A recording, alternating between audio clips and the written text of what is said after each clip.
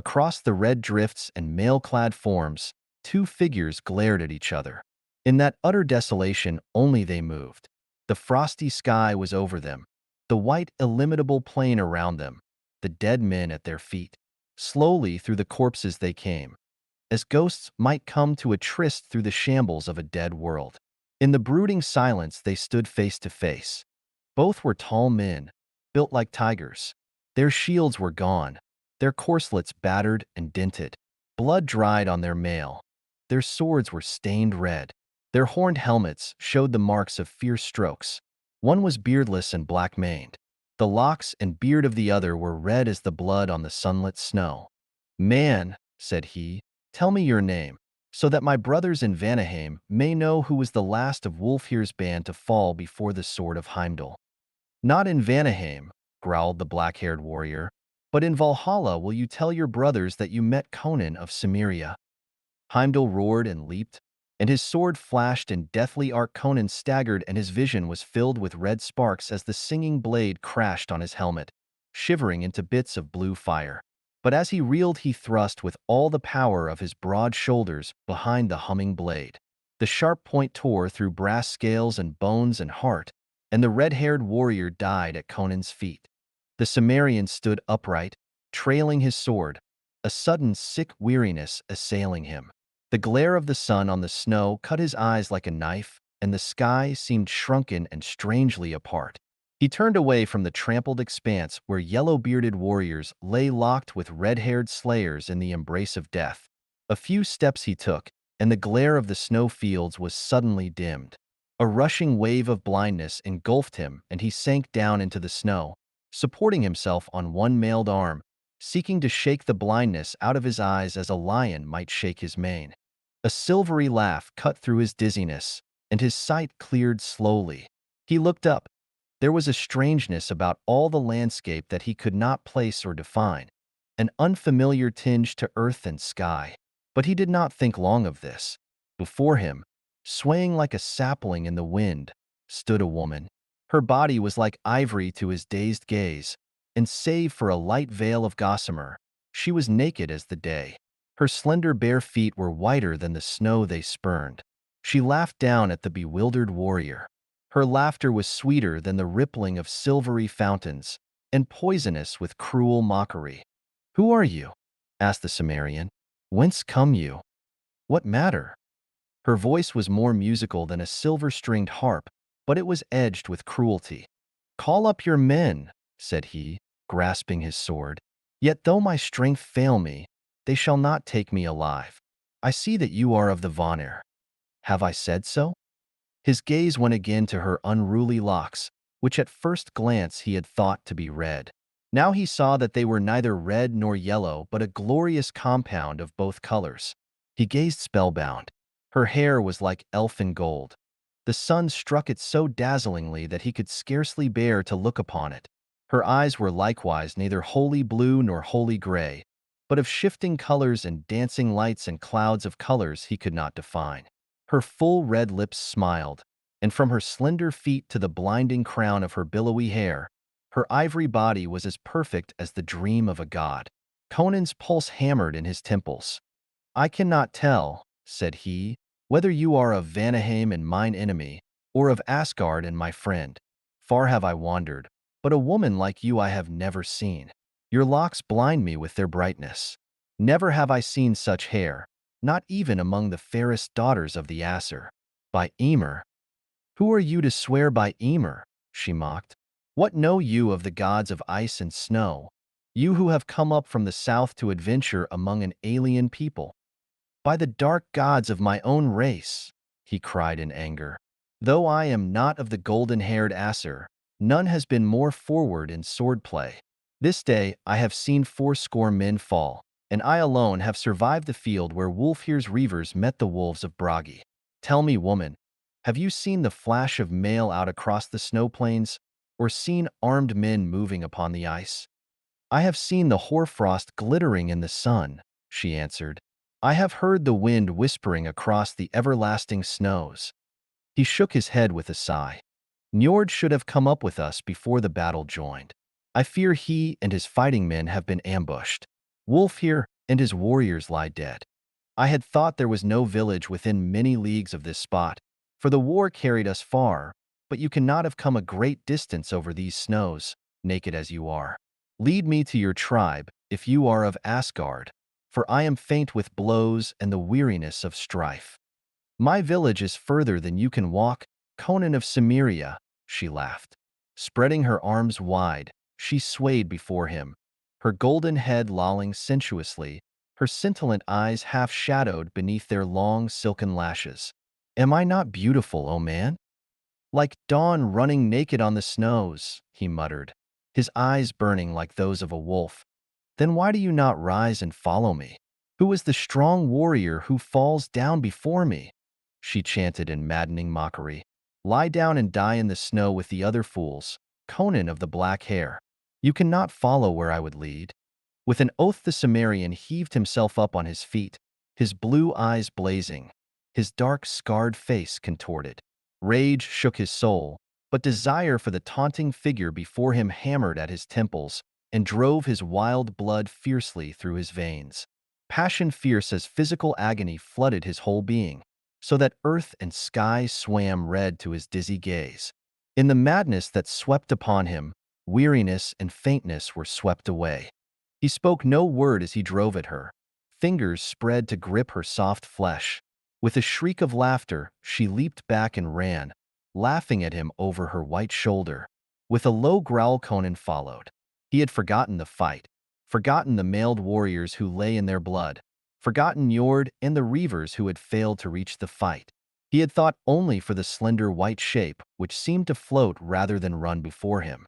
Out across the white blinding plain the chase led. The trampled red field fell out of sight behind him, but still Conan kept on with the silent tenacity of his race. His mailed feet broke through the frozen crust. He sank deep in the drifts and forged through them by sheer strength. But the girl danced across the snow light as a feather floating across a pool. Her naked feet barely left their imprint on the hoarfrost that overlaid the crust. In spite of the fire in his veins, the cold bit through warrior's mail and fur-lined tunic. But the girl in her gossamer veil ran as lightly and as gaily as if she danced through the palm and rose gardens of Poitin. On and on she led, and Conan followed. Black curses drooled through the Cimmerian's parched lips. The great veins in his temples swelled and throbbed, and his teeth gnashed. You cannot escape me, he roared. Lead me into a trap, and I'll pile the heads of your kinsmen at your feet. Hide from me, and I'll tear apart the mountains to find you. I'll follow you to hell. Her maddening laughter floated back to him, and foam flew from the barbarian's lips. Further and further into the wastes she led him. The land changed. The wide plains gave way to low hills, marching upward in broken ranges. Far to the north he caught a glimpse of towering mountains, blue with the distance, or white with the eternal snows. Above these mountains shone the flaring rays of the borealis. They spread fanwise into the sky, frosty blades of cold flaming light, changing in color, growing and brightening. Above him the skies glowed and crackled with strange lights and gleams. The snow shone weirdly, now frosty blue, now icy crimson, now cold silver. Through a shimmering icy realm of enchantment Conan plunged doggedly onward, in a crystalline maze where the only reality was the white body dancing across the glittering snow beyond his reach, ever beyond his reach. He did not wonder at the strangeness of it all, not even when two gigantic figures rose up to bar his way. The scales of their mail were white with hoarfrost. Their helmets and their axes were covered with ice. Snow sprinkled their locks. In their beards were spikes of icicles. Their eyes were cold as the lights that streamed above them. "Brothers!" cried the girl, dancing between them. "Look who follows. I have brought you a man to slay. Take his heart that we may lay it smoking on our father's board." The giants answered with roars like the grinding of icebergs on a frozen shore and heaved up their shining axes as the maddened Cimmerian hurled himself upon them. A frosty blade flashed before his eyes, blinding him with its brightness, and he gave back a terrible stroke that sheared through his foe's thigh.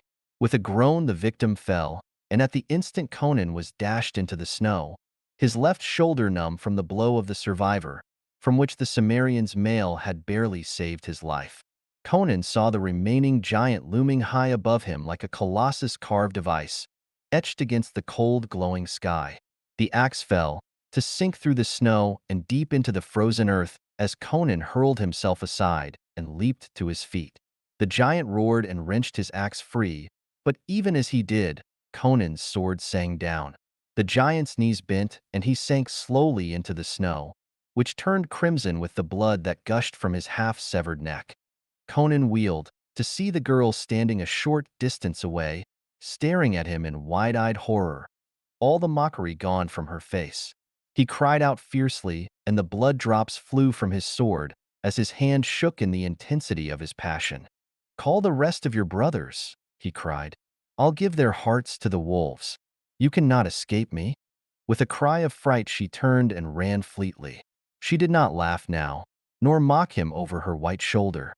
She ran as for her life, and though he strained every nerve and thew, until his temples were like to burst and the snow swam red to his gaze, she drew away from him, dwindling in the witch fire of the skies, until she was a figure no bigger than a child, then a dancing white flame on the snow, then a dim blur in the distance. But grinding his teeth until the blood started from his gums, he reeled on, and he saw the blur grow to a dancing white flame, and the flame to a figure big as a child. And then she was running less than 100 paces ahead of him, and slowly the space narrowed, foot by foot. She was running with effort now, her golden locks blowing free. He heard the quick panting of her breath, and saw a flash of fear in the look she cast over her white shoulder. The grim endurance of the barbarian had served him well. The speed ebbed from her flashing white legs. She reeled in her gait. In his untamed soul leaped up the fires of hell she had fanned so well. With an inhuman roar he closed in on her, just as she wheeled with a haunting cry and flung out her arms to fend him off. His sword fell into the snow as he crushed her to him. Her lithe body bent backward as she fought with desperate frenzy in his iron arms. Her golden hair blew about his face, blinding him with its sheen. The feel of her slender body twisting in his mailed arms drove him to blinder madness. His strong fingers sank deep into her smooth flesh, and that flesh was cold as ice.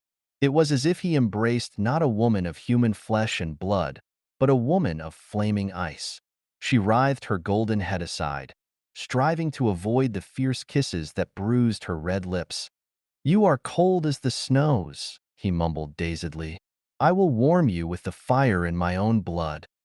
With a scream and a desperate wrench, she slipped from his arms, leaving her single gossamer garment in his grasp. She sprang back and faced him, her golden locks in wild disarray, her white bosom heaving, her beautiful eyes blazing with terror. For an instant he stood frozen, awed by her terrible beauty as she posed naked against the snows. And in that instant she flung her arms toward the lights that glowed in the skies above her and cried out in a voice that rang in Conan's ears forever after, "Emer! Oh, my father! Save me!" Conan was leaping forward, arms spread to seize her, when with a crack like the breaking of an ice mountain, the whole skies leaped into icy fire. The girl's ivory body was suddenly enveloped in a cold blue flame, so blinding that the Cimmerian threw up his hands to shield his eyes from the intolerable blaze. A fleeting instant, skies and snowy hills were bathed in crackling white flames, blue darts of icy light, and frozen crimson fires. Then Conan staggered and cried out. The girl was gone. The glowing snow lay empty and bare. High above his head the witchlights flashed and played in a frosty sky gone mad, and among the distant blue mountains there sounded a rolling thunder as of a gigantic war chariot rushing behind steeds whose frantic hoofs struck lightning from the snows and echoes from the skies.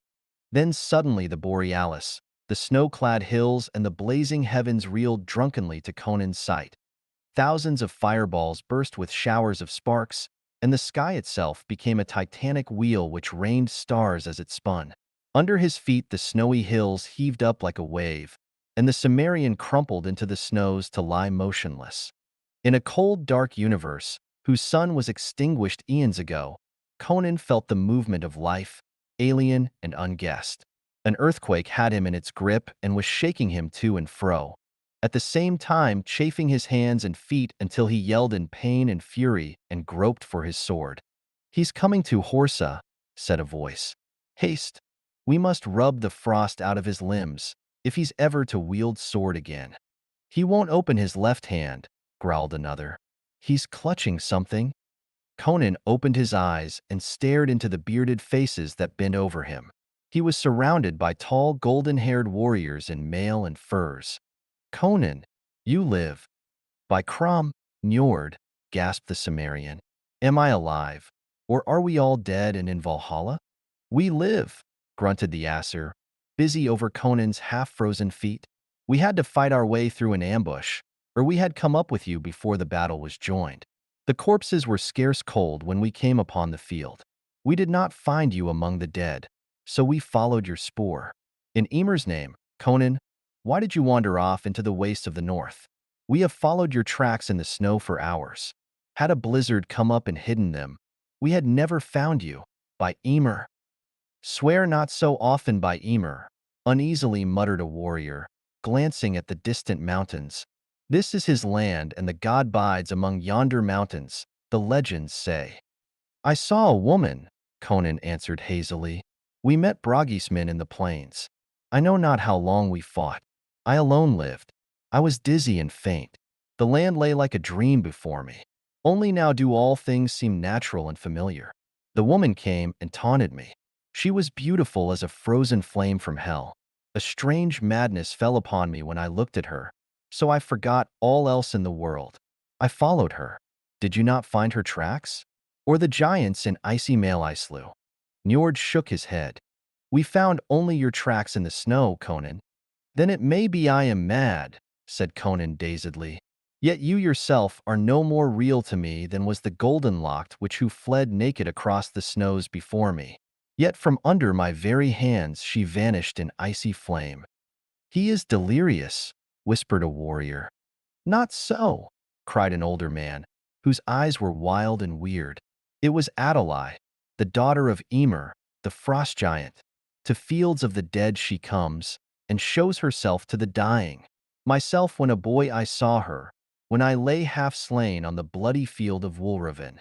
I saw her walk among the dead in the snows, her naked body gleaming like ivory and her golden hair unbearably bright in the moonlight. I lay and howled like a dying dog because I could not crawl after her.